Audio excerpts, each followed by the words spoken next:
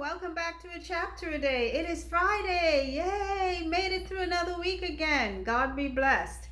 So, we will be reading Judges chapter 13 today. And yesterday we read about the different judges that came after Jephthah. Remember, he was the one that God chose to be captain over the children of Israel and to fight off the Ammonites. And after him, there were certain other judges that came. So we're going to continue reading about the different judges that ruled Israel. So let's go on to chapter 13. And the children of Israel did evil again in the sight of the Lord, and the Lord delivered them into the hand of the Philistines 40 years. And there was a certain man of Zorah, of the family of the Danites or Danites, whose name was Manoah, and his wife was barren and bare not. And the angel of the Lord appeared unto the woman and said unto her, Behold, now thou art barren and bearest not, but thou shalt conceive and bear a son. Now therefore beware, I pray thee, and drink not wine nor strong drink, and eat not any unclean thing. For lo, thou shalt conceive and bear a son, and no razor shall come on his head. For the child shall be a Nazarite unto God from the womb, and he shall begin to deliver Israel out of the hand of the Philistines.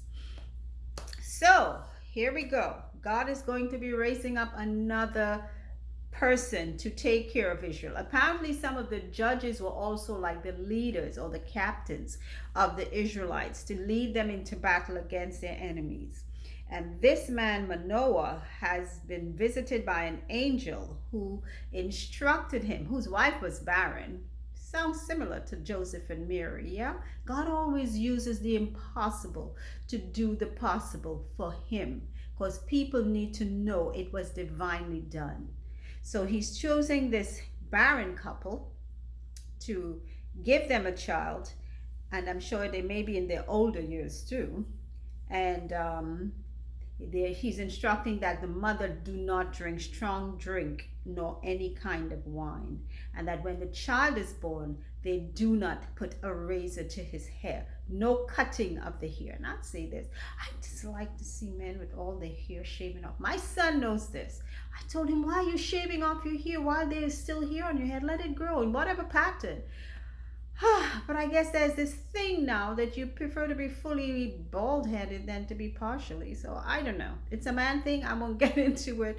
But his instructions to for his son, don't put any razor on his hair because he's supposed to be a Nazarite, and the mother should not be drinking strong drink. Hint, hint to those of you mothers out there who have children or bearing children or plan to. Verse 6.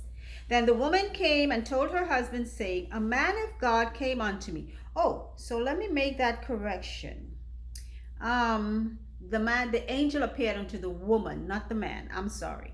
The man's name was Manoah, but his wife was the one to whom the angel appeared. And I don't know what his wife's name was. Anyway, let's continue reading verse 6. Then the woman came and told her husband, saying, A man of God came unto me, and his countenance was like the countenance of an angel of God, very terrible. But I asked him not whence he was, neither told he me his name. But he said unto me, Behold, thou shalt conceive and bear a son, and now drink no wine nor strong drink, neither eat any unclean thing, for the child shall be a Nazarite to God from the womb to the day of his death. Then Manoah entreated the Lord and said, O my Lord, let the man of God which thou didst send come again unto us, and teach us what we shall do unto the child that shall be born. And God hearkened to the voice of Manoah, and the angel of God came again unto the woman as she sat in the field. But Manoah, her husband, was not with her. So the angel is going to visit her again. Okay,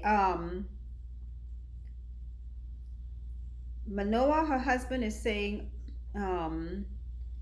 Lord, let the man of God which came unto us and teach us what we shall do unto the child when he shall be born. So God did that, and he hearkened to the voice of Manoah, and the angel came again to the woman again in the field. He didn't go to Manoah, he went to the woman again. Verse 10. And the woman made haste and ran and showed her husband and said unto him, Behold, the man hath appeared unto me, that came unto me the other day. And Manoah arose and went after his wife, and came to the man and said unto him, Art thou the man that spakest unto the woman? And he said, I am. And Manoah said, Now let thy words come to pass. How shall we order the child, and how shall we do unto him? And the angel of the Lord said unto Manoah, Of all that I said unto the woman, let her beware. She may not eat of anything that cometh of the vine, neither let her drink wine or strong drink, nor eat any unclean thing. All that I commanded her, let her observe. And Manoah said unto the angel of the Lord, I pray thee, let us detain thee until we shall have made ready a kid for thee. So again, they are very always kind to strangers. But Manoah seemed not to believe his wife, or he wanted to make sure that it was an angel that visited her, maybe not just some strange man she was talking to. But anyway, God always knows what's in our hearts. We read these things, but we don't know what's in the people's hearts at the time of these events. So God did give them surety, give Manoah surety, and his wife, the angel appeared to her again, and she went and she got him and brought him to the angel too. And then the angel instructed both of them as to what they were supposed to do concerning this child, the mother and the child. Okay, verse 16.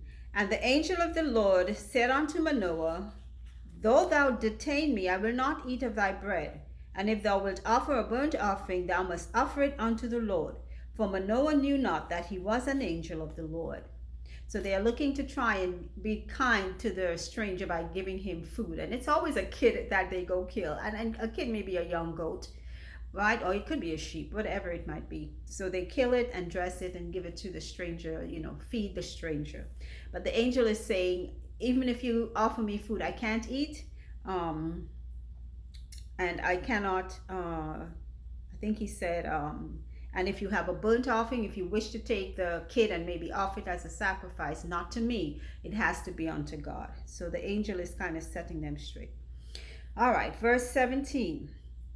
And Manoah said unto the angel of the Lord, What is thy name, that when thy sayings come to pass, we may do thee honor? And the angel of the Lord said unto him, Why askest thou thus after my name, seeing it is secret? So Manoah took a kid with a meat offering and offered it upon a rock unto the Lord. And the angel did wondrously, and Manoah and his wife looked on. For it came to pass, when the flame went up toward heaven from off the altar, that the angel of the Lord ascended in the flame of the altar. And Manoah and his wife looked on it and fell on their faces to the ground. So they were convinced that this was a divine being after the angel did that in their sight when he went up in the flame that they of the kid that they offered, kid meaning a young goat or a lamb. So they knew he was from God. And I think, you know what, Manoah may have been a bit of a doubter, because he's the one. What you want to know the angel's name for? Honestly, if an angel, and God knows me, I don't know, he may not send an angel in the form that maybe other people see, or however he would choose to send it. I'm not going to ask the angel what's his name. Once I come to understand this is an angel, God has 2/3 of the heaven but full of angels. Why am I asking the angel his name? It's like he just wants affirmation all the time, confirmation that this is really, if God did it, if God is giving the instructions, who are you going to go and complain to if it doesn't come to pass? You're going to go say, hey, this angel came and told us. No, you don't do that. It's God's commission. You will have to go to God. If you want to know the angel's name for, man, some people just plain nosy, or just like to get deep into things, deeper than we ought to get. But anyway, the angel ascended up in the flame, verse 21. But the angel of the Lord did no more appear to Manoah and to his wife. Then Manoah knew that he was an angel of the Lord. Man, he sure takes a while. Verse 22. And Manoah said unto his wife, We shall surely die, because we have seen God. But his wife said unto him, If the Lord will please to kill us, he would not have received a burnt offering and a meat offering at our hands. Neither would he have showed us all these things, nor would as at this time have told us such things as these. Whew, were it not for the intelligence of women. Okay, verse 24. And the woman bare a son and called his name Samson. And the child grew, and the Lord blessed him. And the Spirit of the Lord began to move him at times in the camp of Dan between Zorah and Eshtaol. Beautiful, beautiful story. Beautiful. I don't like to say stories because stories sound so fictional. These are God's words. Beautiful event that took place there with Manoah and the angel and his wife. And you know, up to that point, they still have never given us Manoah's wife's name. Yet the angel was the one, the angel came to her. She was the one to whom the angel came. The 2 times. She called him. And he was the one, and God knows why he didn't go to him first, because he might have just totally dissed it and not even told his wife anything. God knows us. We better believe God knows us. If God doesn't deal with us like he did with someone else, don't you be fussing and fuming, because God knows you. God knows me. God knows us. So however God chooses to deal with us, it's because God knows us and loves us and cares about us. So apparently God is raising up another judge and another deliverer for the children of Israel against their enemies. And that is what God will continue doing for us. Oh God, if we would have faith in Jesus' name, have mercy. So that's it for today. Not very long chapter. And until our next reading, have a beautiful rest of your day and a great weekend ahead. Take care. Remember, faith comes by the hearing of God's word. So keep listening. Bye.